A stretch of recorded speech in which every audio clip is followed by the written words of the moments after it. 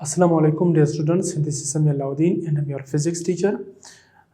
आज हम इस चैप्टर के बहुत ही अच्छा टॉपिक कवर करने वाले हैं। इससे पहले भी हम लोगों ने इसी तरह का एक टॉपिक कवर किया था। हमने न्यूक्लियर रिएक्शन के बारे में पढ़ा था। ठीक, हमने कहा था कि न्यूक्लियर रिएक्शन में न्यूक्लियस इन्वॉल्व होता है। जब भी किसी रिएक्शन में न्यूक्लियस इन्वॉल्व होता है तो वहाँ पे उसकी फिजिकल प्रॉपर्टीज चेंज हो जाती है, यानी नए एलिमेंट बनते हैं। जो रेडियोएक्टिव डीके प्रोसेस होता है उसमें रेडिएशंस निकलते हैं, तो उससे भी क्या होता है, नए एलिमेंट्स हमारे वजूद में आ जाते हैं। ये जो रेडियोएक्टिव एलिमेंट्स होते हैं डियर स्टूडेंट्स, ये बड़े हैवी होते हैं। उनमें नंबर ऑफ न्यूट्रॉन जो है वो बहुत ज़्यादा होते हैं, जिसकी वजह से वो अनस्टेबल रहते हैं। उसको अगर ज़रा सी भी कुछ बाहर से हम न्यूट्रॉन डालते हैं तो वो फट जाते हैं। ठीक है, फटने से क्या होता है, फिर वो हमें बहुत ज़्यादा मिकदार में एनर्जी देते हैं। लेकिन जो रेडिएशन इमिट करते हैं वो स्पॉन्टेनियसली करती है। ठीक है, वो उसको बाहर से कुछ देने की ज़रूरत नहीं, कुछ एनर्जी देने की ज़रूरत नहीं है, या पार्टिकल को स्टैक करने की ज़रूरत नहीं है। राइट, तो हमने फिशन रिएक्शन को देखा था। हमने उसमें ये देखा था डियर स्टूडेंट्स कि जब हम एक स्लो मूविंग न्यूट्रॉन को स्ट्राइक करते हैं यूरेनियम के हैवी न्यूक्लियस से, राइट, तो उसमें क्या होता है डियर स्टूडेंट्स, वो हेवी न्यूक्लियस स्प्लिट अप हो जाती है इनटू स्मॉल या लाइटर न्यूक्लियाई। हमने देखा था यूरेनियम की न्यूक्लियाई स्प्लिट हो गई थी, छोटे छोटे न्यूक्लियाई में कन्वर्ट हो गई थी, यानी बेरियम में और क्रिप्टॉन में तब्दील हो गई थी। ठीक है, तो उसके साथ साथ हमें 3 न्यूट्रॉन भी मिले थे, और न्यूट्रॉन के साथ साथ हमें एनर्जी भी मिली थी। हमने ये भी देखा कि जब ये न्यूट्रॉन इसको अगर हरकत दिया जाए, छोड़ा जाए आज़ाद, तो फिर ये न्यूट्रॉन बड़ी तबाही मचाती है। कैसे? हर एक न्यूट्रॉन जाकर यूरेनियम के एक एक न्यूक्लियस के साथ स्ट्राइक करता है। तो स्ट्राइक करने से क्या होता है डियर स्टूडेंट्स, वो यूरेनियम न्यूक्लियाई फिर 2 न्यूक्लियाई यानी बेरियम और क्रिप्टॉन में कन्वर्ट हो जाती है, फिर 3 न्यूट्रॉन देते हैं और फिर एनर्जी देते हैं। इस तरह की प्रोसेस अगर चलता रहे तो एक चेन रिएक्शन बनेगा। ठीक है, तो ये अनकंट्रोल चेन रिएक्शन हो जाएगा। ठीक, कंट्रोल करने के लिए हमने कैडमियम रॉड का यूज़ किया था और हेवी वाटर का यूज़ किया था, ये ड्यूट्रियम को, जो कि हाइड्रोजन का दूसरा आइसोटोप से। उसकी मदद से हम नंबर ऑफ न्यूट्रॉन को कंट्रोल करते हैं। तो कंट्रोल करने से क्या होगा, ये जो रिएक्शन है फिशन रिएक्शन, वो बंद हो जाएगा। इसे हम यूज़फुल पर्पस के लिए भी यूज़ करते हैं। जो फिशन रिएक्शन से एनर्जी मिलती है, यानी हमने देखा था कि हम इसको बिजली की पैदावार के लिए इस्तेमाल करते हैं। राइट, जनरेशन ऑफ इलेक्ट्रिसिटी के लिए यूज़ करते हैं। तो ये हम लोगों ने देखा था। अब ये जो सारा प्रोसेस है जो न्यूक्लियर रिएक्शन का था, ये एक रिएक्टर में किया जाता है। न्यूक्लियर रिएक्टर होता है, ठीक है, उसमें ये सारा प्रोसेस किया जाता है। ठीक है स्टूडेंट्स, तो आज हम पढ़ेंगे दूसरा न्यूक्लियर रिएक्शन, जिसका नाम है फ्यूजन न्यूक्लियर रिएक्शन। ठीक है, यानी उसमें फ्यूजन होगा, ये उसका उलट है। हमने ये देखा था डियर स्टूडेंट्स कि जब हम हेवी न्यूक्लियाई को स्प्लिट करते हैं इनटू स्मॉल न्यूक्लियाई, वो फिशन कहलाएगा। इसका बरक्स क्या होगा कि हम जब 2 स्मॉल न्यूक्लियाई को कंबाइन करेंगे, ठीक, तो कंबाइन करने से क्या होगा, एक हेवी न्यूक्लियस वजूद में आ जाती है। लेकिन क्या आपके ख्याल में हम ऐसा कर सकते हैं? तो हम तो नहीं कर सकते हैं।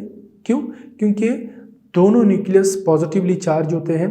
दोनों पॉजिटिवली चार्ज न्यूक्लियाई को जब हम करीब लाते हैं तो इसके लिए बहुत ज़्यादा एनर्जी की ज़रूरत होती है। ठीक है, तकरीबन देखिए इतनी एनर्जी की ज़रूरत होती है, यानी 1 × 10⁶ केल्विन। ये बहुत बड़ी एनर्जी है। सन की जो एनर्जी होती है 2 × 10⁶ केल्विन एनर्जी होती है। ये टेम्परेचर होता है सन का। ठीक है, और ये जो न्यूक्लियर फ्यूजन रिएक्शन होगा उसके लिए एनर्जी दरकार होती है। ठीक है, तो इसे लिख लेते हैं ताकि आपके ज़हन में रहे, न्यूक्लियर फ्यूजन रिएक्शन। राइट, तो न्यूक्लियर फ्यूजन रिएक्शन स्टार्ट कराने के लिए हमें इतना टेम्परेचर बढ़ाना होगा। उससे क्या होगा, फिर जो 2 छोटे छोटे न्यूक्लियाई हैं उसको हम करीब ला सकते हैं और कंबाइन कर सकते हैं, एक हैवी न्यूक्लियस बना सकते हैं। राइट। तो ये जो प्रोसेस है कि दो छोटे छोटे न्यूक्लियर को हम करीब लाते हैं, कंबाइन करते हैं और एक हैवी न्यूक्लियस बनाते हैं, this process is known as fusion reaction, right.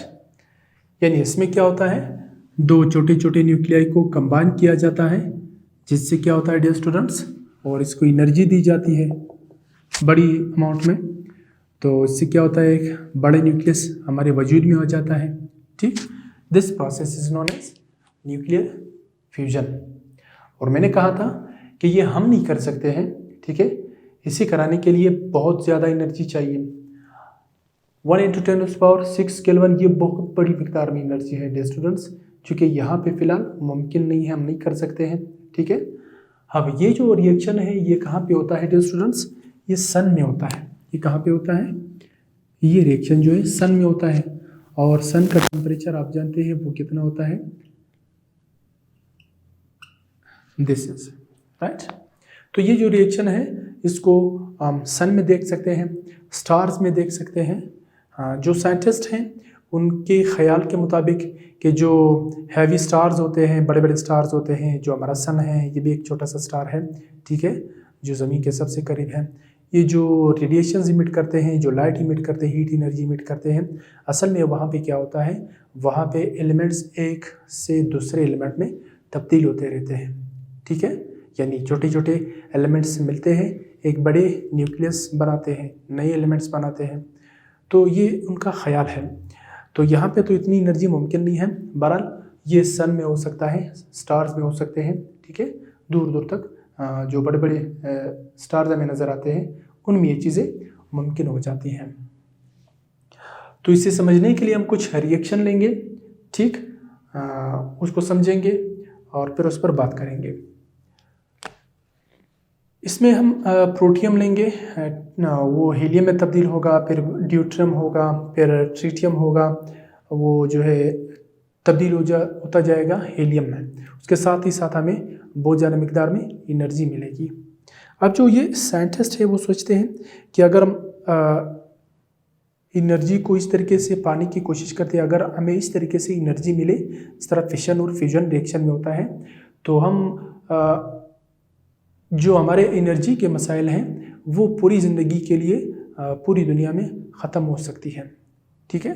कि अगर हम काबू पा लें ऐसे रिएक्शंस पर और इससे जो एनर्जी मिलती है उसको हम यूज़ भी कर सके किसी यूज़फुल पर्पज़ के लिए, तो फिर जो एनर्जी के मसाइल हैं वो काफ़ी हद तक यानी बिल्कुल ही ख़त्म हो सकते हैं, ठीक है। तो देखते हैं साइंटिस्ट कहाँ तक काम करते हैं, हमारे बड़े हैं, दुआ है कि ये काम उनके लिए आसान रहे। तो कुछ रिएक्शंस लेते हैं, राइट, सम रिएक्शंस देखते हैं। प्रोटियम इनटू हीलियम, राइट, कि जो प्रोटियम है हाइड्रोजन का आइसोटोप है, वो तब्दील हो जाएगा किस चीज़ में, हीलियम में। यानी हम क्या करते हैं कि एक प्रोटियम है उसको कंबाइन किया दूसरे प्रोटियम के साथ, फिर कंबाइन किया तीसरे प्रोटियम के साथ, फिर कंबाइन किया चौथे प्रोटियम के साथ, यानी 4 हमारे पास प्रोटियम है, ठीक है, जिनमें एक प्रोटॉन एक इलेक्ट्रॉन होते हैं, राइट। उनको कंबाइन करते हैं। तो कंबाइन करने से क्या होगा डियर स्टूडेंट्स, हमें हीलियम मिलेगा, राइट। यानी हीलियम क्या है, हीलियम में 2 प्रोटॉन होते हैं, 2 न्यूट्रॉन होते हैं, ठीक है, 2 ही इलेक्ट्रॉन होते हैं। तो हीलियम का न्यूक्लियस मिलेगा हमें, राइट, और इसके साथ साथ 2 पॉजिट्रॉन हमें मिलेंगे और एनर्जी की बहुत बड़ी मिकदार मिलेगी। यानी ये रिएक्शन जब हम कराएंगे, यानी ये 4 छोटी छोटी न्यूक्लियाई हैं उनको हम लोगों ने कंबाइन किया, ठीक, प्रोटियम 4 प्रोटियम को कंबाइन किया। तो कंबाइन करने से क्या बना, एक नया एलिमेंट बना। देखिए न्यूक्लियर रिएक्शन इन्वॉल्व है, नया एलिमेंट बना, फिजिकल प्रॉपर्टी चेंज होगी, प्रोटियम अलग है और हीलियम अलग है, राइट। और यहाँ पे 2 पॉजिट्रॉन भी इलेक्ट्रॉन की तरह इलेक्ट्रॉन ही होते हैं, सिर्फ उनका चार्ज जो है पॉजिटिव नेचर का होता है, इलेक्ट्रॉन का चार्ज नेगेटिव नेचर का होता है। बाकी सेम टू सेम आप इसको इलेक्ट्रॉन ही समझे, ठीक है। ये पॉजिट्रॉन होगा और ये बहुत ज़्यादा मिकदार में हमें एनर्जी मिलेगी। इस रिएक्शन को मैं ऐसे भी लिख सकता हूँ 4 प्रोटियम, ठीक है। और इससे क्या मिलेगा हमें, हीलियम मिलेगा प्लस 2 पॉजिट्रॉन, राइट, और एनर्जी। दिस इज पॉजिट्रॉन, इसमें कंफ्यूज नहीं होना है। पॉजिट्रॉन ये इलेक्ट्रॉन की तरह होते हैं, सिर्फ इसमें चार्ज जो है वो पॉजिटिव होता है, ठीक है। चार्ज का नेचर डिफरेंट होता है, ये बात आई समझ में। तो ये एक रिएक्शन हम लोगों ने ले लिया। अब हम एक छोटा सा मिसाल और लेते हैं, reactions of deuterium and tritium, right, कि ड्यूट्रियम और ट्रिटियम के रिएक्शंस कैसे होंगे। चलिए इसे देखते हैं। ड्यूट्रियम क्या होता है डियर स्टूडेंट्स, 1 2 प्लस, फिर क्या होगा 1 3, हाइड्रोजन के आइसोटोप्स है, राइट। कंबाइन करेंगे तो हीलियम मिलेगा, राइट, और एलियम के साथ साथ हमें क्या मिलेंगे, एनर्जी की बहुत बड़ी मिकदार मिल जाएगी। यहाँ क्या मिलेगा ये आप लोगों ने सोचना है, आपके ख्याल में क्या मिलेगा हमें। देखिए इसको आप यहाँ से मालूम कर सकते हैं, देखें कि ये तो 1 1 है, प्लस होके 2 बनेगा, ठीक, और यहाँ 2 3 है, प्लस होके 5 बनेगा। जब ये 4 है तो एक कम है, तो हम यहाँ पे एक लिख सकते हैं कि 1, ऐसे हमें न्यूट्रॉन मिलेगा, ठीक है। 1 न्यूट्रॉन इसके साथ मिलता है, 1 न्यूट्रॉन इसमें प्लस होके दोबारा इसको सेम रखेगा, ठीक। तो देखो हमने ड्यूट्रियम को ट्रिटियम के साथ मिलाया, उससे हेलियम का न्यूक्लियस मिला और एक फ्री उसमें न्यूट्रॉन मिला, प्लस बहुत ज़्यादा मिकदार में एनर्जी मिलती है, राइट। ये बात आई समझ में।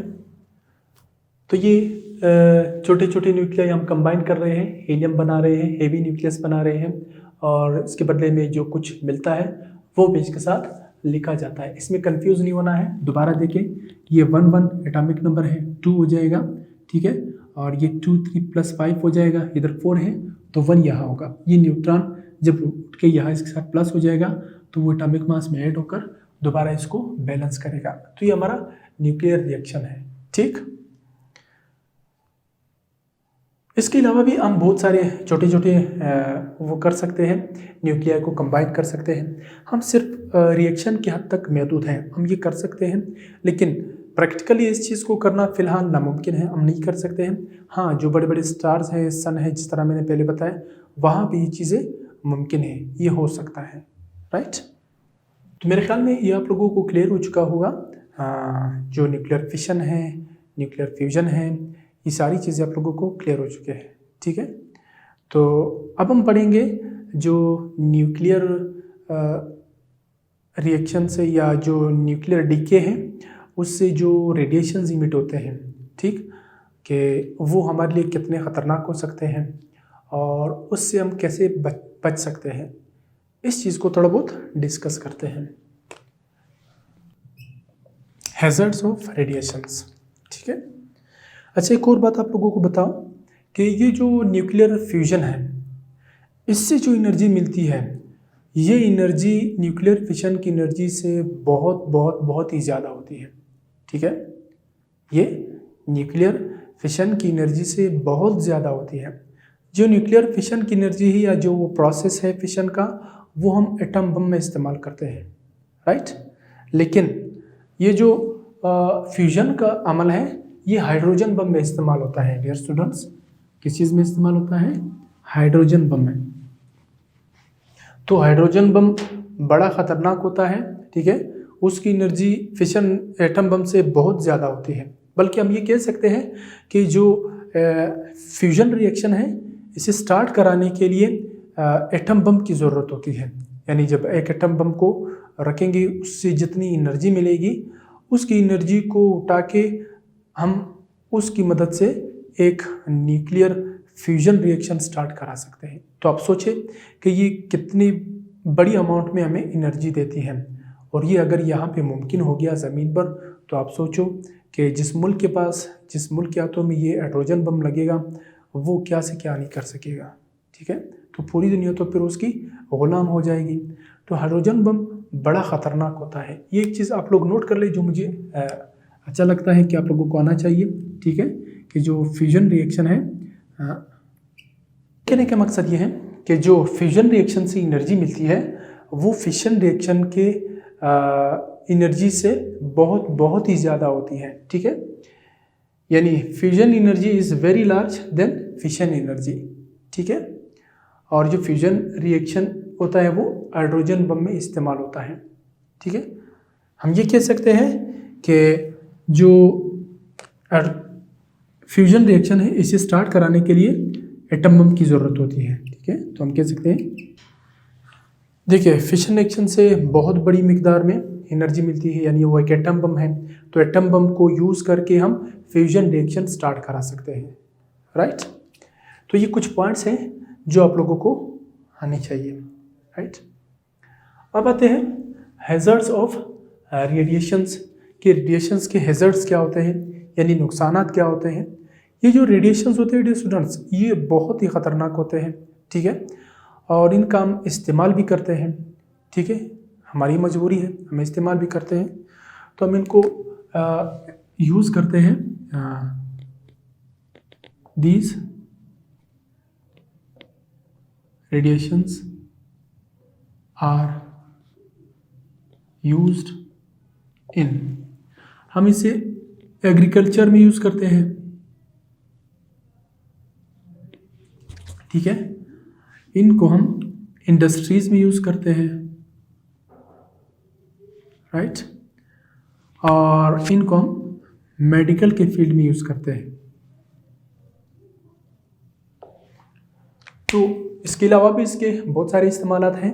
बहरहाल हम इनको एग्रीकल्चर, इंडस्ट्रीज़ और मेडिकल के फील्ड में को बहुत ज़्यादा इस्तेमाल करते हैं, ठीक है। तो न्यूक्लियर रिएक्टर में काम करने वाले जो बंदे होते हैं, ठीक है, उनके लिए बड़ा ख़तरा होता है, ठीक है, कि ये रेडिएशंस उनको नुकसान पहुंचा सकते हैं, राइट।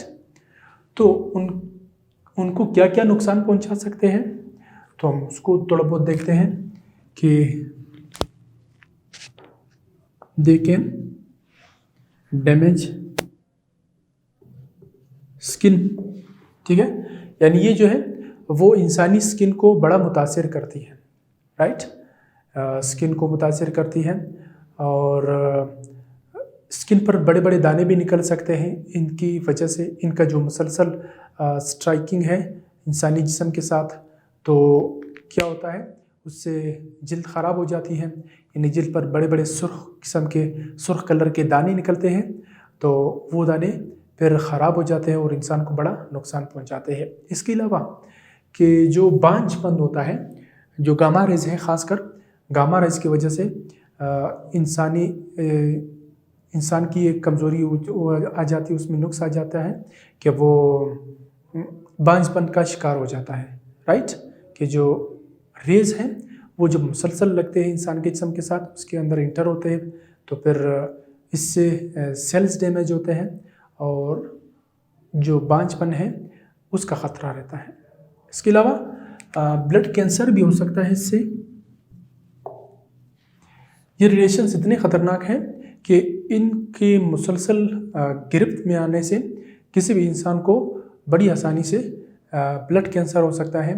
ऐसी बीमारी से अल्लाह ताला तमाम जानदारों को बचाए, ठीक है, बड़ा ख़तरनाक बीमारी है। और इसके अलावा जो बालों का जड़ना होता है, इंसान के बाल जड़ जाते हैं, वो ख़राब हो जाते हैं और मतली होती है। इसके अलावा ब्लाइंडनेस का ख़तरा होता है, इंसान जो है अंधेपन का शिकार हो जाता है इन रेडिएशंस के लगने की वजह से, ठीक है। तो ये बड़े ख़तरनाक होते हैं डियर स्टूडेंट्स, ख़ासकर उन लोगों के लिए जो न्यूक्लियर रिएक्टर में काम करते हैं, ठीक है। तो इससे बचने के लिए क्या है, इससे बचने के लिए कुछ एहतियात करनी पड़ती है, ठीक है। हम वो एहतियात करेंगे तो इससे काफ़ी हद तक बचा जा सकता है। तो एहतियात क्या करेंगे, चले इसको यहाँ लिखते हैं ताकि आप लोगों को सही नज़र आ जाए, आप नोट भी कर सको। मेजर्स, ठीक है, यानी एहतियाती तदाबीर, यानी हम एहतियात क्या करें कि इन रेडिएशंस की इज़्ज़त से बचा जाए, इनके नुकसानात से बचा जाए, ठीक है। यहाँ पे मैंने कुछ लिखे हैं, ठीक है। इसके अलावा भी बहुत सारे नुकसान होते हैं, इसके अलावा भी इसके बहुत सारे इस्तेमालात होते हैं, ठीक है। यहाँ पर बताने का मकसद ये है कि हम रेडिएशंस को यूज़ भी कर सकते हैं, ठीक है, और ये रेडिएशंस हमारे लिए बड़े ख़तरनाक भी होते हैं, ठीक। तो इससे कैसे बचा जा सकता है, बहुत सारी तदाबीर हैं, बहुत सारे सेफ्टी मेजर हैं, हम उनमें कुछ लिखते हैं, ठीक। तो एक ख़ास किस्म का ड्रेस होता है, ठीक है, एक स्पेशल किस्म का ड्रेस होता है डियर स्टूडेंट्स, उसको पहन कर फिर न्यूक्लियर रिएक्टर में लोग काम करते हैं। तो ऐसे स्पेशल ड्रेसेस का इस्तेमाल करना चाहिए जिन पर ये जो रेडिएशंस हैं वो असर नहीं करती हैं। तो ऐसे ड्रेसेस पहनेंगे तो जो न्यूक्लियर रिएक्टर में काम करने वाले लोग होते हैं उनको कोई नुकसान नहीं पहुंचेगा, ठीक है। स्पेशल ड्रेसेस का इस्तेमाल करना चाहिए, ठीक है,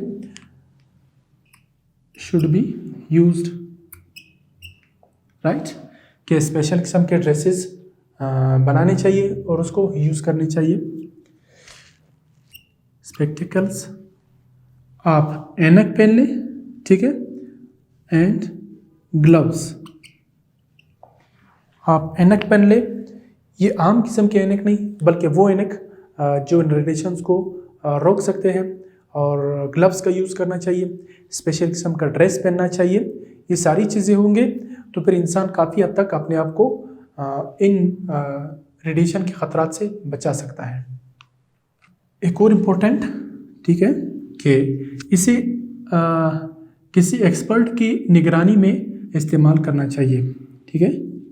यूज़ यानी जो एक्सपर्ट्स होते हैं, जो तजर्बाकार लोग होते हैं, इंडस्ट्रीज़ में काम करते हैं, उनकी ज़ेरे निगरानी ऐसे सिंपल्स का इस्तेमाल करना चाहिए, ठीक है। वो आपको बताएंगे कि इनका इस्तेमाल किस तरीके से करना चाहिए, राइट। इसके अलावा क्या हो सकता है, बहुत सारी तदाबीर हो सकते हैं, तो वो हम लोगों ने बरतने हैं। सैंपल यानी ये जो रेडियोएक्टिव सैंपल होता है डियर स्टूडेंट्स, इसको स्टोर करने के लिए एक लेड ब्लॉक का इस्तेमाल करना चाहिए, ठीक है। लेड ब्लॉक का इस्तेमाल क्यों करते हैं, क्योंकि ये जो रेडिएशंस हैं ये तीनों में से एक भी जो है वो लेड ब्लॉक में से नहीं निकल सकता, मां सिवाय न्यूट्रॉन के जो रेज होते हैं वो बड़े तेज़ होते हैं, वो निकल सकते हैं, लेकिन इसके अलावा कोई भी जो है वो नहीं निकल सकता, राइट। तो लेड ब्लॉक का इस्तेमाल करना चाहिए। एक और है कि सिंबल यूज़ करना चाहिए, ठीक है। अगर हम एक जहाँ पे ये रेडियोएक्टिव सब्सटेंस या सैंपल्स रखे गए हैं वहाँ पे रेडिएशंस का सिंबल होना चाहिए, राइट, कि यहाँ पे रेडियोएक्टिव सब्सटेंस पड़ा हुआ है। तो इसके लिए एक सिंबल का इस्तेमाल किया जाता है। वो सिंबल कुछ इस तरह से होता है डियर स्टूडेंट्स, आप देख सकते हैं सिंबल है। इन सिंबल का यूज़ करके लोग फिर उस जगह से अपने आप को बचाने की कोशिश करेंगे। तो ये सिंबल होना चाहिए। ये एक सिंबल होता है डियर स्टूडेंट्स, जिससे इंसान को शनाख्त होती है कि इस जगह पर या इस रीजन में जो रेडियोएक्टिव सब्सटेंस है उनका इस्तेमाल हो रहा है। जो आम लोग हैं फिर वो उस तरफ नहीं आएंगे, क्योंकि जो काम करने वाले हैं वो तो अपने आप को सेफ रखते हैं, ड्रेस पहनेंगे, ग्लव्स पहनेंगे, ऐनक पहनेंगे, स्पेक्टिकल्स वगैरह पहनेंगे, ठीक है, और भी सेफ्टी मेजर्स करेंगे, उनका ख्याल रखेंगे। लेकिन जो बाहर आम लोग होते हैं उनको दूर से पता चलेगा कि भाई इस रीजन में या इस कमरे में रेडियोएक्टिव सब्सटेंस का यूज़ हो रहा है, हमें वहाँ पर नहीं जाना चाहिए, ठीक है। तो ये कुछ हैज़र्ड्स हैं, कुछ सेफ्टी मेजर्स हैं, इसके अलावा भी हो सकते हैं जो आप लोगों को बताए हैं और जो आप लोगों को आने चाहिए, राइट। तो मुझे उम्मीद है ये टॉपिक आप लोगों को क्लियर हो चुका होगा। मसला है तो आप लोग पूछ सकते हैं, कमेंट कर सकते हैं, और मेरे ख्याल में ये आसान है, बल्कि बहुत आसान है, राइट। सिर्फ इसे समझने की कोशिश करनी चाहिए, वीडियो को बार बार देखें और उससे आपको समझ में आ जाएगा। और ये बात लाजमी नहीं है कि एक दफ़ा वीडियो को देखने से आपको सारी बातें समझ में आ जाएं, ठीक है। एक दफ़ा देखने से कुछ बातें समझ में आएगी, कुछ नहीं आएगी, दोबारा देखने से फिर समझ में आएगी, और जब आप फिर देखेंगे तो फिर आप लोगों को इंशाल्लाह ये क्लियर होता जाएगा। इसके साथ साथ नोट्स पढ़ते रहिए, गूगल पर सर्च करते रहिए, इसके वीडियोस, एनिमेशंस वगैरह देखते रहे, तो मेरे ख्याल में ये इंशाल्लाह बड़ा आसान रहेगा। मुझे उम्मीद है ये आप लोगों को क्लियर हो चुका होगा। अपनी बहुत सारी दुआओं में याद रखिएगा। मिलते हैं आपसे नेक्स्ट वीडियो में। टिल देन अल्लाह हाफिज़।